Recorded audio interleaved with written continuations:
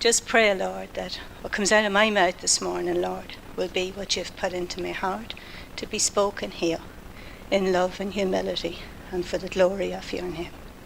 Amen. Right.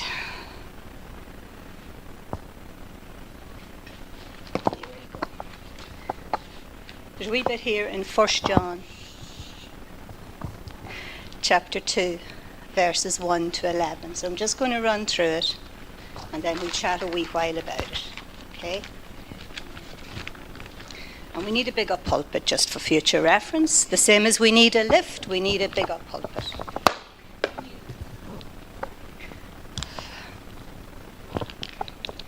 Okay, 1 John chapter 2, verse 1 to 11. It says, "My little children, these things I write to you so that you may not sin. And if anyone sins, we have an advocate with the Father, Jesus Christ the righteous. And he himself is the propitiation for our sins, not for ours only, but also for the whole world. Now by this we know that we know him, if we keep his commandments. He who says, 'I know him,' and does not keep his commandments, is a liar, and the truth is not in him. But whoever keeps his word, truly the love of God is perfected in him. By this we know that we are in him. He who says he abides in him ought himself also to walk just as he walked. Brethren, I write no new commandment to you, but an old commandment which you have had from the beginning. The old commandment is the word which you heard from the beginning. And again, a new commandment I write to you, which thing is true in him and in you, because the darkness is passing away and the true light is already shining. He who says he is in the light and hates his brother is in darkness until now. He who loves his brother abides in the light, and there is no cause for stumbling in him. But he who hates his brother is in darkness and walks in darkness, and does not know where he is going because the darkness has blinded his eyes." Now, a number of weeks ago, I started reading. I read that wee book of 1 John. Brilliant wee book, 5 chapters long, and there is so much in it for us. But just to have a wee look at its origins and stuff like that.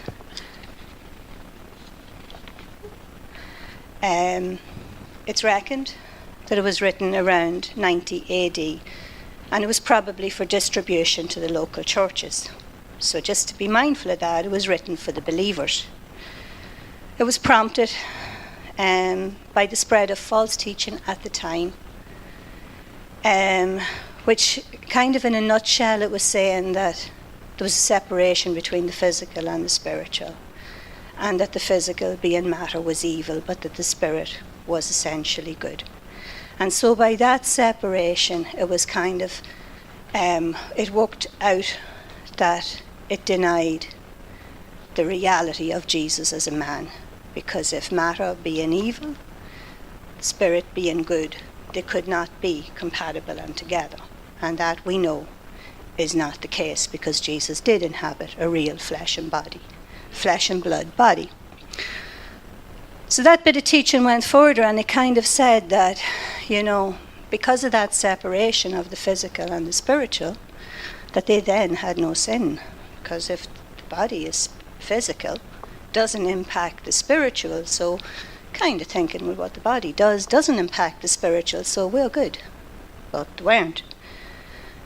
So that then went on, and in time to come after that, it became a teaching that said that salvation was the right or the honour of the elite and enlightened individuals in society at that time, chosen few.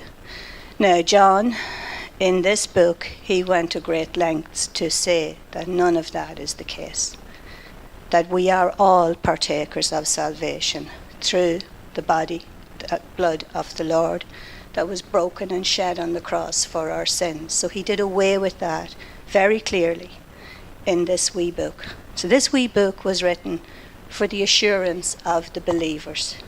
but it's also full of instruction for us as well.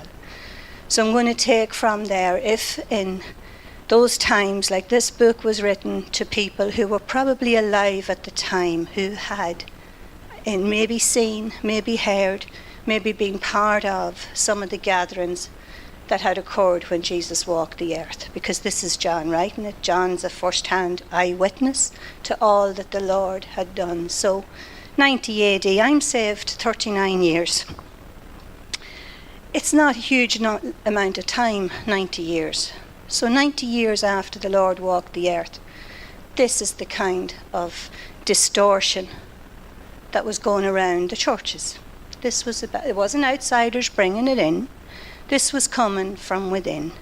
This was, even then, in those early years, the enemy really trying to destroy what was reality and strength and faith and the security of the people who knew that Jesus had died for them.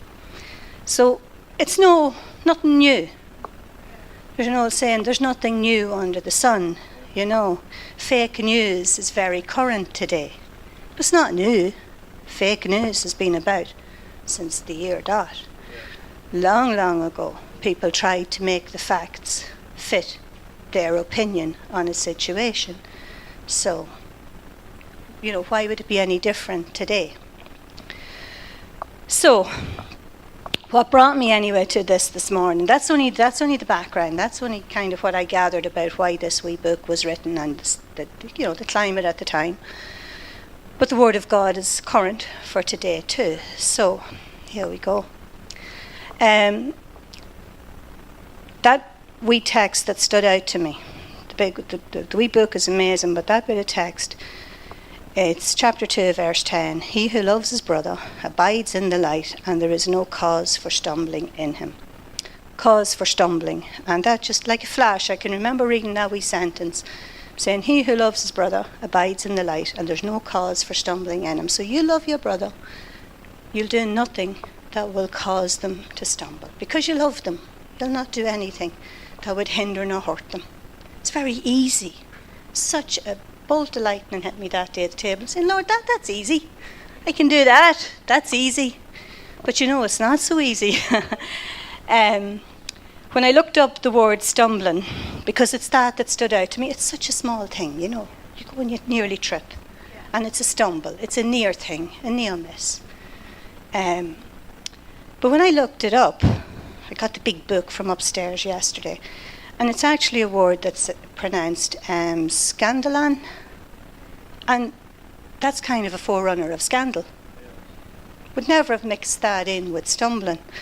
But anyway, the word originally meant a trap stick, or a bent sapling, or a movable stick with bait used for catching animals. The word then came to mean a snare or a stumbling block. And then metaphorically, it signifies that which causes error or sin.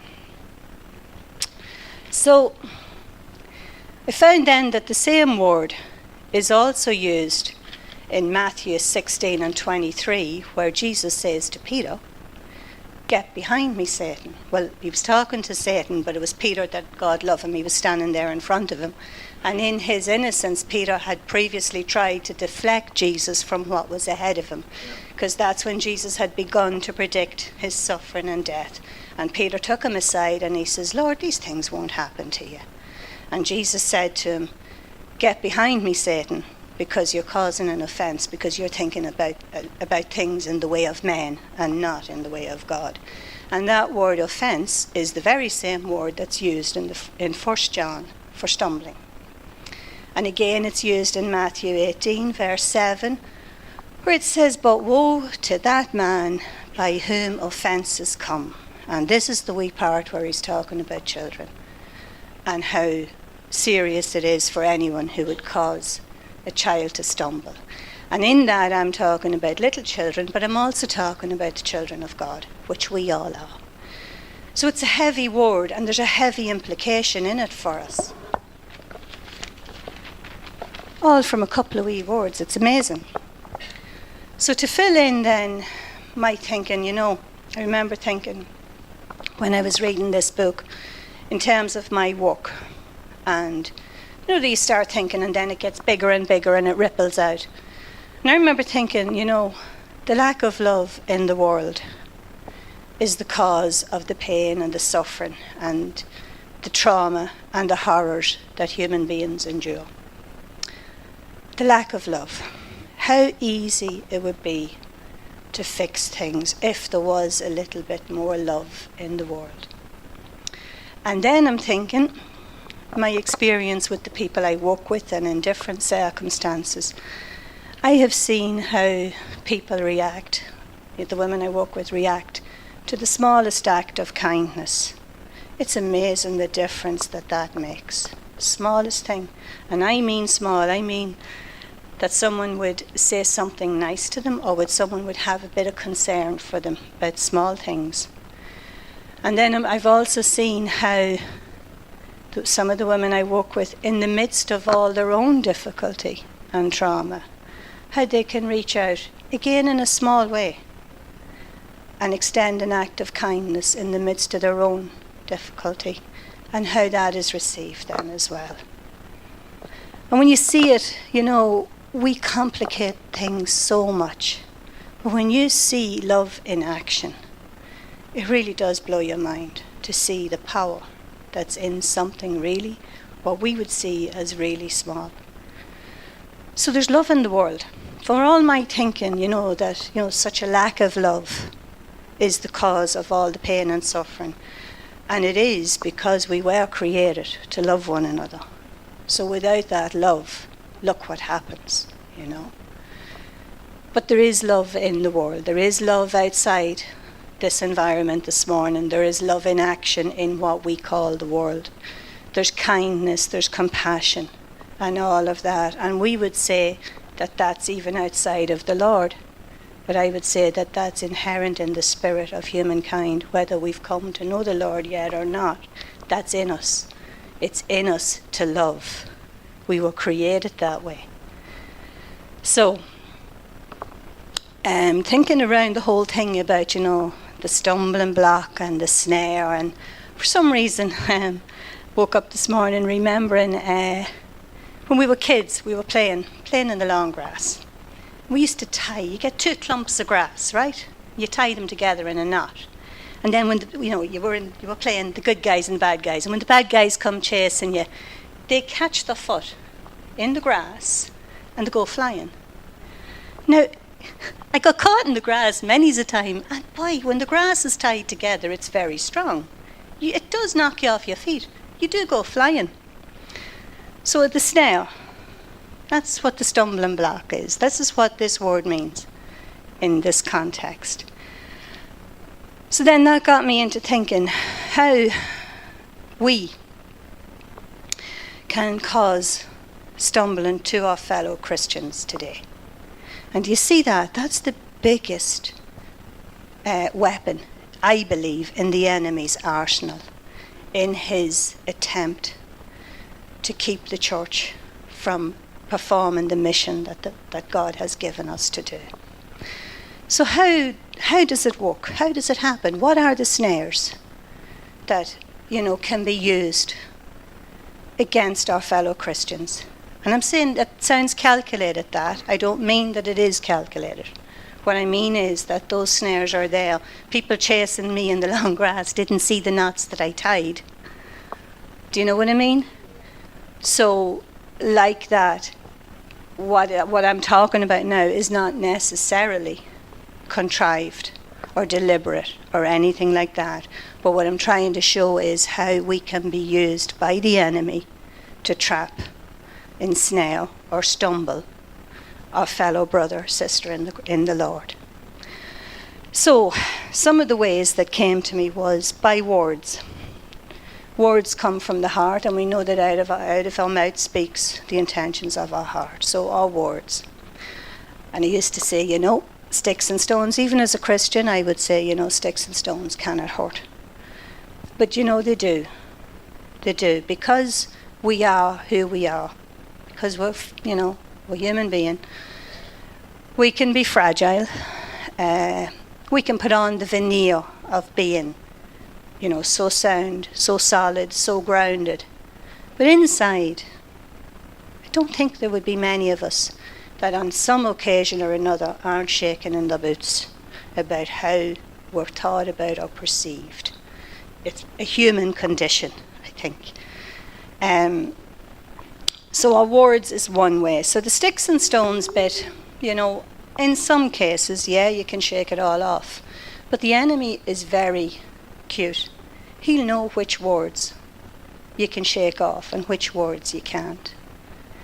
And the person who utters the words won't necessarily know the difference. So do you see what I mean when I'm saying it's not that I'm sitting here thinking, how am I going to get that one out? How am I going to pull him down? The enemy is so subtle. So then there's our actions. Do our actions match what our word, what our heart is saying? That wee passage I read, we can say that we're walking in the light. But does our actions reflect that? Does how we treat each other reflect that we're walking in the light? Can we talk? Can we do the talk, but can we do the walk? Can we match it up? Our motives. Are our motives to diminish our brother and sister? Or are they to build them up? Are our motives to turn it around? Our motive, for us in the Lord, we're called to servanthood. We need to decrease. We need to be building up those around us, those who God has blessed us to be in the company of. Because that's what God does. The Lord today, he doesn't allow people to see me, He allows them to see what I am in him, which is a whole different ball game. So then our attitude, have we the attitude of a servant? Or have we an imagined master perception, Is there in any way we think, that we might be superior? And I'll tell you this morning, age might give us license in some ways. It might give us wisdom. It might mellow us in that. It doesn't give us any kind of superiority, because in God's eyes we're all the same from day one until the day we get to see him. So whatever stage of the journey we're at, and I'm 39 years on in it, I'm older, I'm wiser, I'm no more superior or anything like that than when I started. So then what I have then here beside this is all of those things, and that's only some of it, in how we can be used to stumble our brethren. And when I say brethren, that's the old-fashioned term. There's a bit of old-fashionedness in me, but it means those around us. It means our fellow brother and sister in the Lord. It means our mum, our dad. It means the people within our community. But it starts in here, because this wee book says, he that hates his brother, says he loves God and hates his brother, is a liar. Because how can you love God who you haven't seen if you can't love your brother that you have seen? It doesn't matter if they might drive you round the bend. If you can't love them, you can't say you love God. So what I have here is that, if the things we say and do are done in love, it's productive. It's not destructive. So, where it says faithful are the wounds of a friend, that is when it's said in love. A friend, someone your brother, your sister, if there's something that God has laid on their heart to say to you, if they're following in how it's meant to be and said in love, it's not going to hurt. You might be taken aback. You might be saying, is that what you see? But when you think about it, when it comes from the heart and it's said in love, it will cause the change that the Lord is trying to manifest in you. So when things are said and done in love, it's productive. It is not destructive. So then I ended up looking at how we relate to people, because it's such a complicated business, isn't it? It shouldn't be, but it's such a complicated business. People. I have two sons who work in computers, and they both have said to me at different times, they both had some management responsibility and they both got rid of it as quick as they could. They said, give me computers and dogs, because people are messy. Boy, give me dogs any day. I don't mean that, and I mean that in a good way. I mean that in a good way. You don't have to watch what you say with the dogs. You know, they don't know tone. They don't know, what's behind that. All they know is you're talking to me. That's good. So here I am looking at how we relate to people. And that wee phrase, so that there is no cause for stumbling in us, that we love our brother or sister, those around us, so that there would be no cause for stumbling. And I look then at the power we give to others to let them impact us. So when I'm saying that, I'm looking at, say, I'm the person whose feelings stumbled. I'm the one who's been on the receiving end of something that hurt. Whether the person who said it knew or didn't know, the impact is there. And it's up to me now. So what am I doing? I can say, oh, fair God, there's no need for that. How am I going to go on? How am I going to go in there next Sunday morning now feeling the way I feel? How am I going to be able to sit there knowing that this is what they think? And where I come round on that is that those words or whatever it was, that action, whatever, it only has the power I give it to allow it to impact into my life. And a wee example of that is years ago when I started working in Women's Aid Dundalk. I was working with a sister organisation in the north. And there were streets ahead in terms of resources and, programmes, physical space, everything. And I went down and saw their place and I came home and I'm saying, oh, we're the poor relations. We're the poor relations of the work that's going on.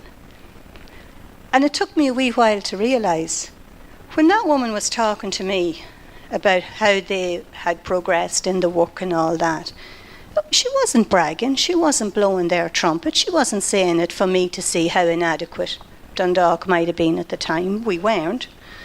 But it was what I heard in what she was saying. It was how I felt. It wasn't what she was saying. So that woman couldn't make me feel like a poor relation. It's only what I allowed it to be in my hearing and in my absorption of what was said that could make me feel that way. So it was myself. And that's it. Nobody. You're only responsible for yourself. How you respond and react and feel when you're hurt by the most unexpected of people and circumstances. We have the power to determine the level of impact that it's going to have in our lives and in our walk with the Lord. So that is a bit where I would be saying the sticks and stones might break my bones, but names will never hurt me. We can determine the level of impact that can be had in our lives or in our walk with God. That's down to us. No matter how hard or how painful what we heard or encountered might have been. And I'm getting this because in that wee book, those wee 5 chapters, there's so much assurance for us. There's so much confidence that we can have in God. And you have to remember too that when he walked this earth, he was tempted in all ways, like as we are. He endured everything that we endure. He encountered the betrayal, the physical brutality. He encountered the rejection by his own, the people who saw him grow up, the people who should have had respect and awareness of him. He encountered all of that. Those closest to him didn't believe him. He had to move out of his own area to receive any kind of credibility and acknowledgement of the call on his life. So he encountered all that we will encounter and more. So in him we are able to endure. In him we are more than conquerors. We have overcome because greater is he that is in us than he that is in the world. And it's in that overcoming, it's him doing the overcoming. We need to allow that overcoming to happen, because if we don't, if we sit under whatever has stumbled us and feel a bit, hog-tied, can't go on now, I'm going to have to recoup and recover. Yeah, we do need to recoup and recover. We do need the bit of rest and, recreation or the building up again. But the overcoming has happened. We can't sit under the stuff because it hinders what God has called us to do. It brings me to, as I said to you, this is the enemy's most lethal weapon because it can paralyze us. It can cause us to come aside and say, I can't, I can't go on at the minute, or I can't do this. But we can in him, So we determine the amount of power or impact that other people have in our lives. And that goes for the good and the bad. Okay, I'm talking here, that we're all kind of out to get each other. It's not the way it is. But there's so many people that we encounter that only want what's good for us. It's up to us to take that good on board and to apply it. People can share, people can encourage, people can pray and hold us up. But it's up to us how much we let that impact us. We have that power. We determine the impact that other people have on our lives, be it for good or be it for bad. We're not victims. We have that ability to determine how much it's going to impact us. Okay.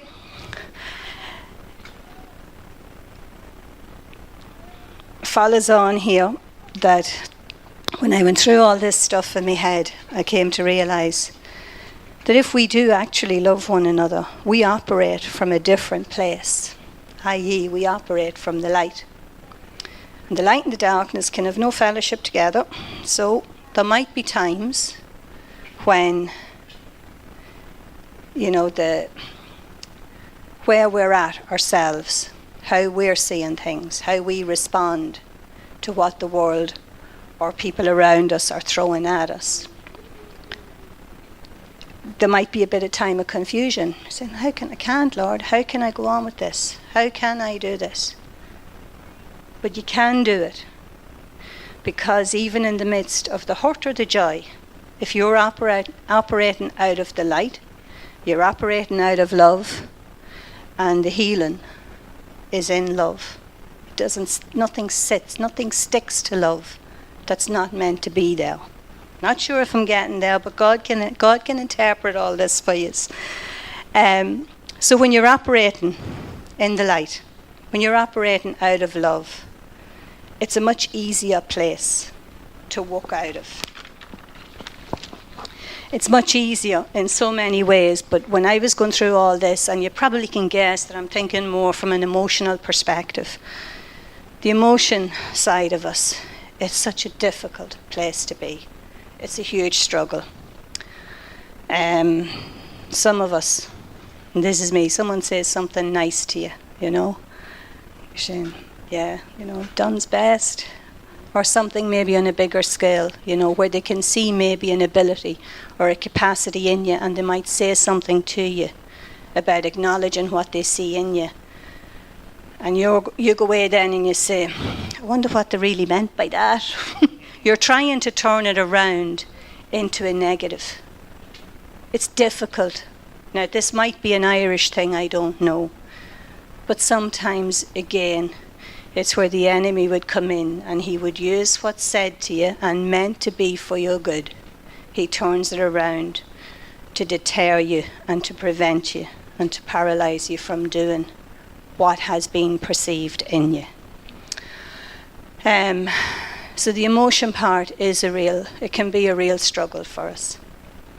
So then how does all this kind of fit in with church life and stumbling blocks? And the one thing around church life for me is, and the biggest ingredient that can make it effective in the community, is unity. And as I go back to the beginning and I say about, if we love our brother or sister, we won't cause them to stumble. But unity in the church is here for our edification. And I'm open to correction since you're sitting here in front of me. My understanding is that the church is God's gift to us, that we gather together to encourage and to build up each other. And it's not just that we can sit and be great and say, aren't we a great bunch of people? It's to build us up in the faith in order for us to be effective in the community, in our families, in our town, and throughout, wherever God would bring us. So back in 90 AD, is it any different today? For my thinking, the strength of a church is in the unity that's within it. The weak spot in the church is when dissension, discontent, concern, people distracted from, caring for people. It leaves you weakened, and in a weakened state, you can't go out and do battle. So in 90 AD, as is now, the enemy targets unity by setting traps and snares among us. Same as I tied the grass, he's setting the traps and the snares among God's people. The cheek of him. He comes in and he disrupts and he challenges and he causes concern among us. Cheek of him, but him, like we think we're safe and secure in here. But he has, he's brazen. He doesn't hold back. Doesn't matter who we are, what age we are, what stage of our Christian walk we're at. He's brazen. We're all targets for him. So just as then, today he will try and set snares within the body. And for me, what I would have seen over years, and what I would have seen how it's so easy for me to let people impact my life for good or for bad, that's where the weaknesses are. That's what he'll identify. And particularly in disrupting churches, he uses division and discontent to distract and dilute the power of the local church. So, when we are troubled, concerned, and I'm not making light of anything that we encounter, either in this house or outside of this house, I know that life is tough. I've lived a good wee bit of life, and I know looking around this room that each and every person, whatever your age, you've had times that are tough, and you've had times where you've felt that an individual, whether they're part of your family or a friend or a colleague, but there's been times when a person has impacted your life in a not too good way. And sometimes that becomes such a huge thing, we don't see all the other people who are impacting our lives for good. It's like, the notice in the shop. You can get 99% of the time the service can be great. The 1% that it's not, that's what sticks with us. So just to be aware, how subtle the enemy is. And if someone does hurt or does say something or behave in a way that isn't okay, don't let it have the effect that the enemy wants it to have. Because in this book it also talks about, if you see your brother sin, pray for him, ask for him. And if it's a sin that's not leading to death, then he, the Lord, will plead his case. So, pull all that together. And that's what I'm saying. We have an arsenal of our own to protect us from the darts of the enemy. Use it. Don't let it be weakened. It's the best, what do they call it? It's anti-tank. It's bulletproof. It's everything we need. It hasn't even been invented in the military world yet, the protection that we have through the Lord. So, where am I now? We combat the tactics of the enemy, all that attempt at diversion and distraction and division. We combat that by refusing to accuse and reject one another. If we choose, and we can choose, to forgive and to love, we become united. And as the strands of grass that we tied in knots were very strong when they were tied together, so we will become more effective when united together. And then the power of the church will be felt within the local community and within our families. So, and I'm nearly there, you'll be glad to know. It's extremely important for us in church life, in all aspects of our life. But I think when we're Christian, how we behave with each other as Christians will determine how we behave with our families and our friends and our colleagues and the unsaved. The people, sometimes it's easier to love outside of here than it is in here. I know in my lifetime, sometimes it's been the case that those who are closest to you cause you the most hurt. But still, there's nothing can keep us from the love of God, no matter how hard or difficult it is. There's nothing can impact us enough unless we let it that will keep us from the plan he has for us. So, it's very important for us to be open and honest in our dealings with each other, to recognize and admit our weaknesses. Because no matter how long we know God, we're still a work in progress, all of us. So I'm standing here today and I know, I'm saying, oh Lord, do I really have to say all this? Because I know any of you that have stood here or shared, you know what you're talking about now is here. It's coming my way. I'm going to be held to this at some stage, be it the coming week or the coming month. But I know this is for me. So we're a work in progress. And we know that it's only when we see him that we'll be like him and that the job will be done. Until then, we carry on and we learn as we go. As I said, it doesn't matter whether you're only starting off, whether you're in the middle, or whether you're at the maturer end of the scale. We're still a work in progress. We don't know it all, And sometimes, if there's a lesson to be learned, you don't go further until that lesson is learned. So if something has been presented to us in previous times, and we've shaken it off, that's not for me. You will know. There's no way that God will speak to us or won't point out what is hindering either ourselves or those around us. God makes it known. He reveals it to us. We have the Holy Spirit for all this. This is the beauty of what's in this wee book.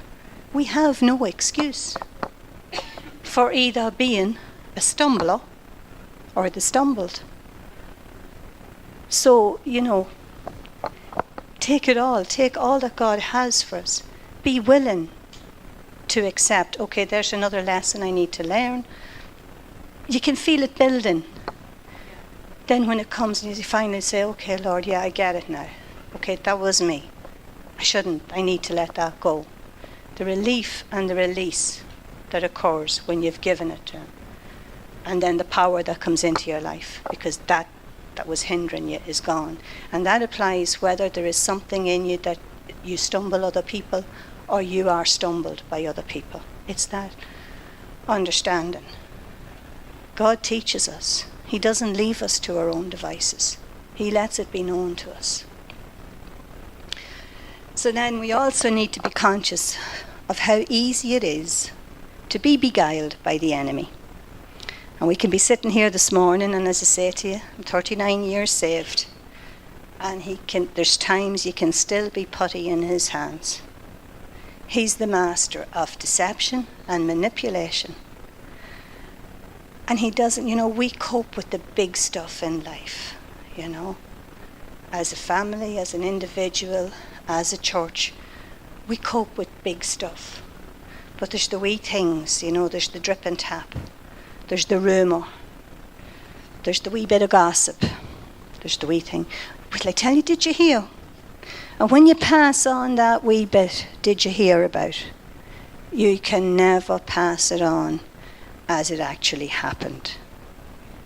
It just can't be, because what I say to myself, it's not exactly what happened. It's my perception. To the best of my ability. I might be able to recount it word for word. I won't have the tone. I won't have the body language that went with it. I won't have the understanding of the situation. So when it's repeated, it changes. Then when that goes to another person, it changes again. And before you know it, what was a simple incident, issue, comment, becomes something totally different. And I think everybody in the room will know of a time when that happened. You know, you hear something, then when you go back and hear it from the horse's mouth. And that's the beauty. If you hear something, pray about it. You know, if you hear something, pray about it. If it affects you, if it has anything to do with you, go find out the right of it. Don't assume what you're hearing is the gospel. Doesn't matter who says it to you. If you're getting anything second, third or fourth hand, and it impacts you or those that you love, you need to get the first hand account of it.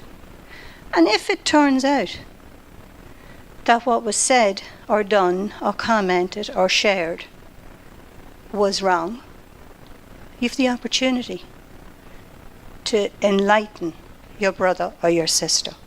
You have the opportunity to prevent them from continuing in something that could be a sin or it could be a stumbling block for them. And if what was said was right, you have the opportunity of getting the clarity on it and being able to take it to the Lord and saying, well, Lord, you know, is this the case? If it's the case, he'll tell you, he'll make it clear, and it won't hurt when it comes from the Lord. It won't hurt. So, that's where I think rumour and gossip got me down that road, didn't it? So be careful of how easy it is to be beguiled. The enemy, he's master of deception and manipulation. He even tried to deflect the Lord himself with the very scriptures that expose him for who he is. I'm thinking of when the Lord came out of the wilderness after 40 days. And the devil himself is up there telling him, you know, it's written.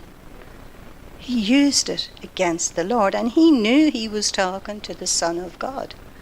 So, it's only because of the Son of God that we have any chance against him. But it's not that we are kind of cowering in behind the Lord.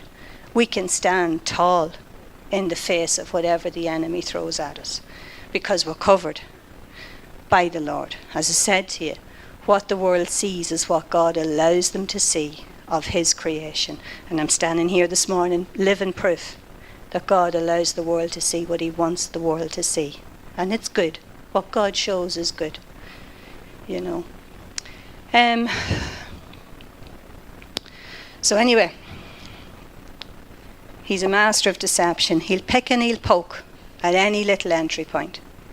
And before we know it, there's a raging epidemic of confusion, distrust, uncertainty, and loss making its way among us. It's spread so easy. We're just coming out of the flu season, hopefully. How easy it is. And it's like everything, it's spread by contact, human contact, you know.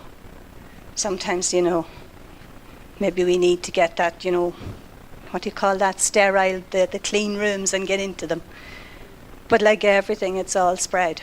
All viruses, all infection, spread by human contact. So we need to make sure that we're well vaccinated by following his command to love one another. Now, the stuff I've talked about this morning, it can be hard to follow. It's very complex because we're a very complex creation. And the issues that we create for each other and for ourselves are very difficult. We need to be letting go of the complexity and going back to the basics. We love one another as we've been commanded to do by the Lord, not asked.